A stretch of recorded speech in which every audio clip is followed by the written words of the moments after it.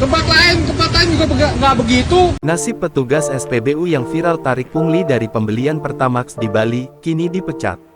Tengah beredar video yang menunjukkan konsumen dikenakan biaya admin Rp5.000 saat membeli BBM Pertamax di SPBU viral di media sosial. Video tersebut memicu perdebatan di kalangan netizen mengenai pengenaan biaya admin tersebut. Kejadian itu terjadi di SPBU 54.80153 Jalan Pulau Komodo, Denpasar, Bali. PT Pertamina Patraniaga, Subholding Komersial dan Trading Pertamina langsung bergerak cepat merespons keluhan pelanggan terkait operator SPBU di Denpasar, Bali. Pertamina Patraniaga langsung melakukan pemutusan hubungan kerja (PHK) terhadap operator SPBU tersebut.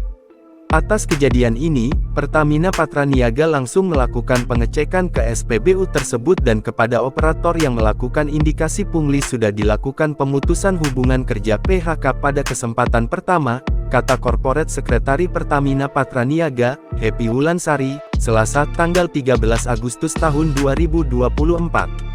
Pihaknya meminta pengelola SPBU untuk meningkatkan pengawasan, sehingga kejadian serupa tidak terjadi lagi di kemudian hari. Pertamina Patraniaga senantiasa berkomitmen mengedepankan kenyamanan konsumen dan sesuai dengan aturan yang berlaku.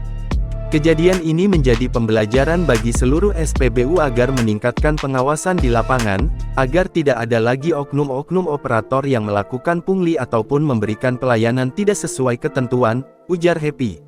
Pertamina Patraniaga memohon maaf atas kejadian ini. Jika konsumen menemukan pelayanan SPBU yang tidak semestinya, maka bisa melaporkan melalui call center 135. Download Tribun X sekarang, menghadirkan lokal menjadi Indonesia.